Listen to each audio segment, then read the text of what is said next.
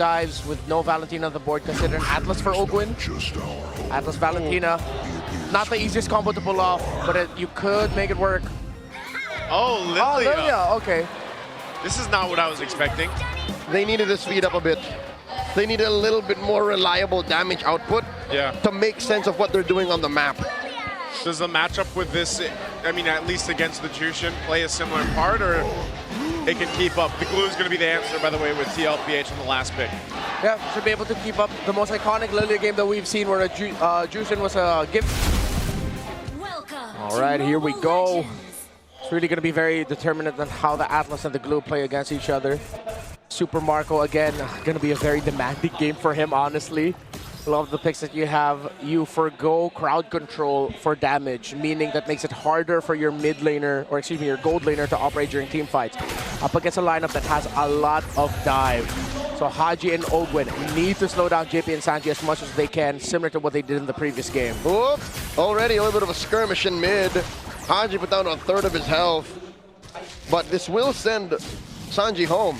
Unless, oh no, he's just Brave Smiting his way to staying. Yeah, one of the advantages there, having the Brave Smite, especially with the Jushin. You know, you're constantly keeping the Lantern over someone anyway, whether that's the minions, whether that's the heroes here. JP making his way through.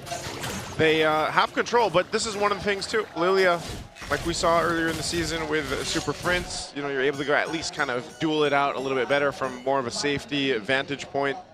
With Lilia, once you get the black shoes, there's something there that can be said that you can try to bait some of the resources out from TL. Oh, look at that perfect match burst out of JP and Sanji.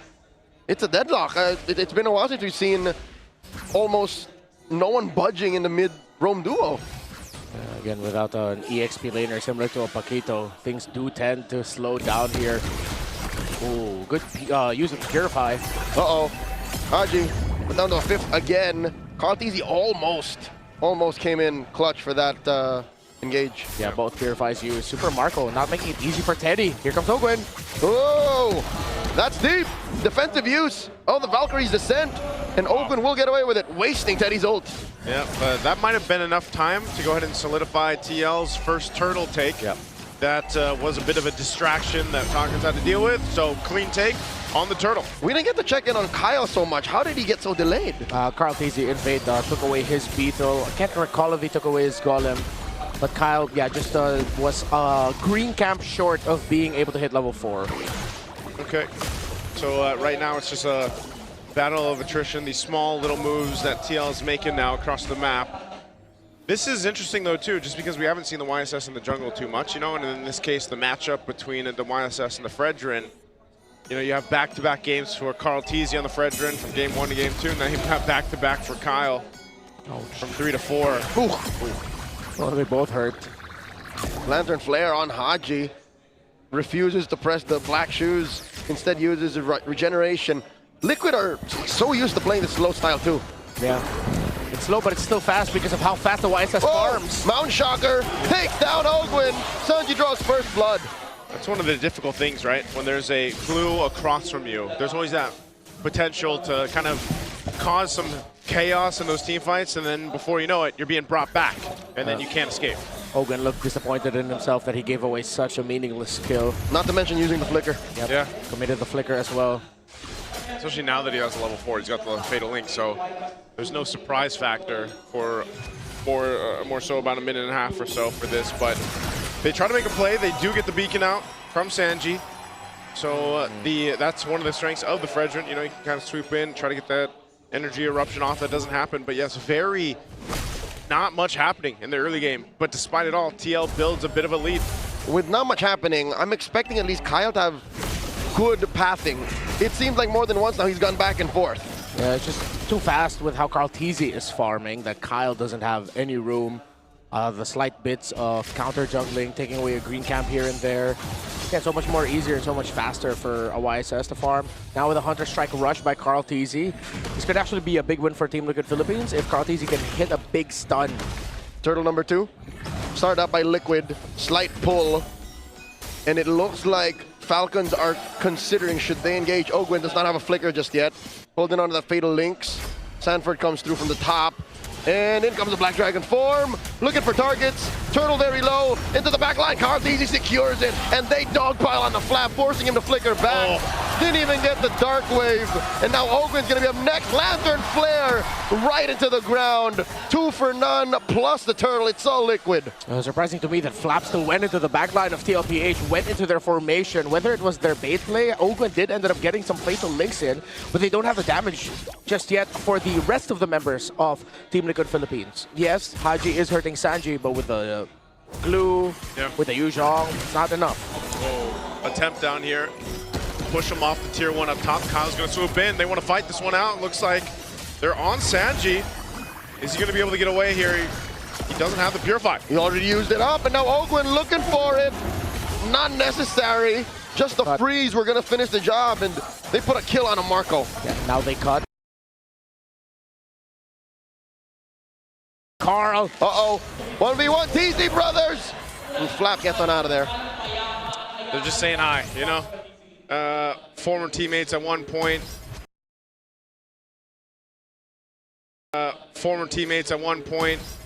No kill secured there. Will be teammates again. Yeah, that's true. Flap, though, on this Phobius. That's the name of their team. TZ Brothers. Oh, it is TZ Brother. Yeah, that's true. Yeah. The qualifiers for ENC. ENC, right. We're saying. I was just saying, you know, Flap, big part of this on this Phobius. He's got to be that front line for this team. Obviously, a lot of excited Ogwen, but I think, as we usually see with the Atlases so far, you know, not only that Fatal Links kind of being the big setup, but you've got to burn these Purifies out from Sanji and Teddy if you can. Whoa!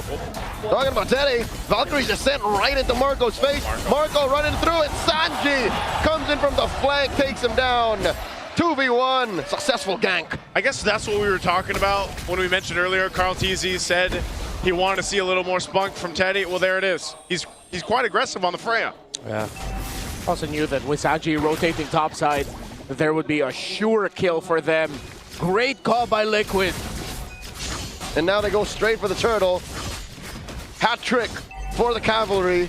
Very little from Falcons. This is such a weird pacing that we're seeing right now in this game. For right now, Kyle in trouble. JP with the mount. In comes the Black Dragon form. Kyle gets squished. Marco from the left. This is very bad underneath tier 1. JP gets taken down. Haji scores. Valkyrie's descent coming through. That triggers Flap's Infernal Pursuit. And he goes for another one. Flap flickers back.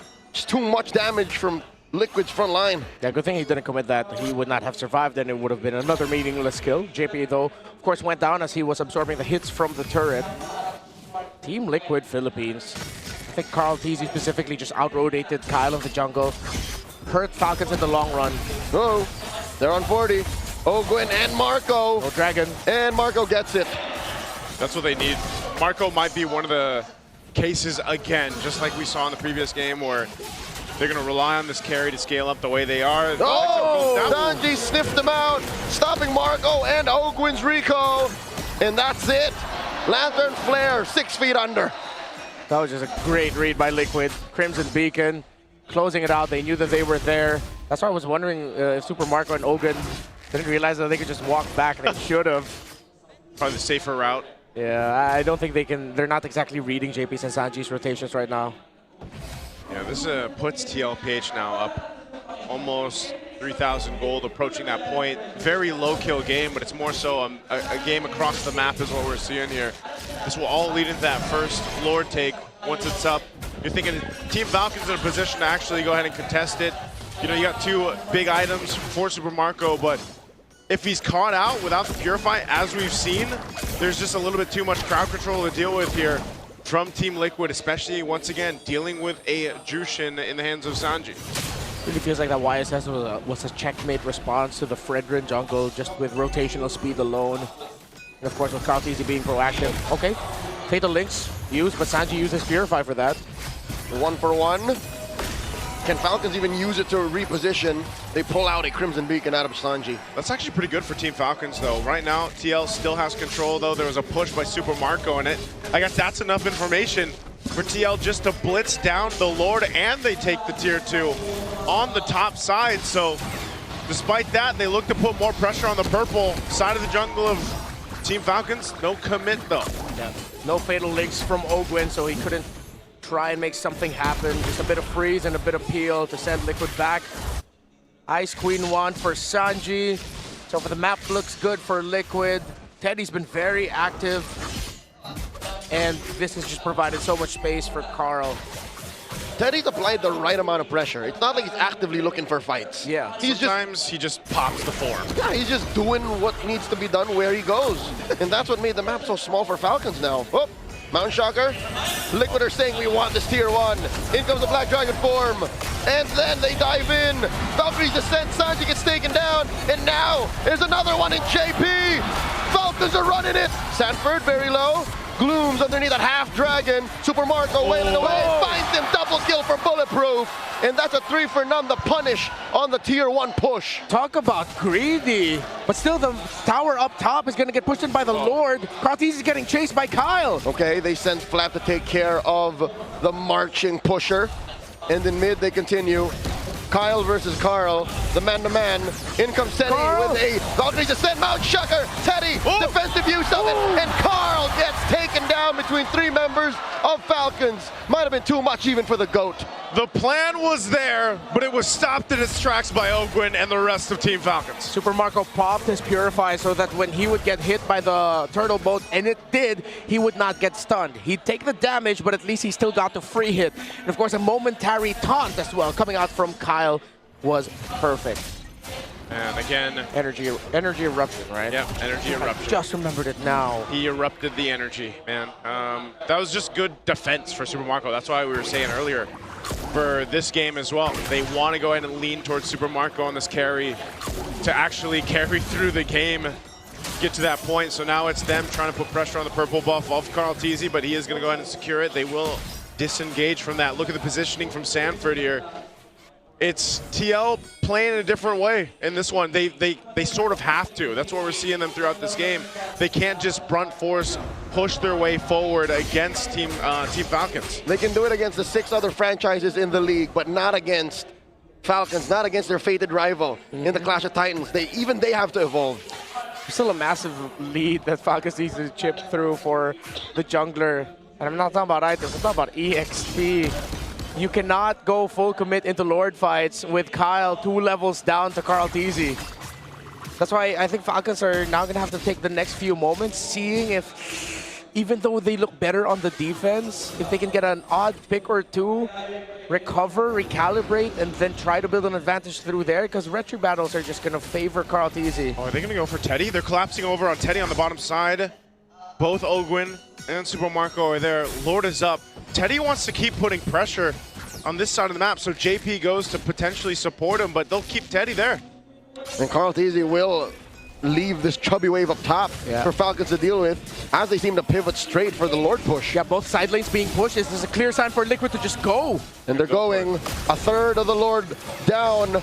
Mount Shocker plus Black Dragon form committed already. There's the Fatal Links. Where's the response? Carl Teasy secures it, and now they collapse onto JP. Flap takes him down. Crimson Beacon out of Sanji, already used to Purify. And Marco throws out these light wheels like there's no tomorrow.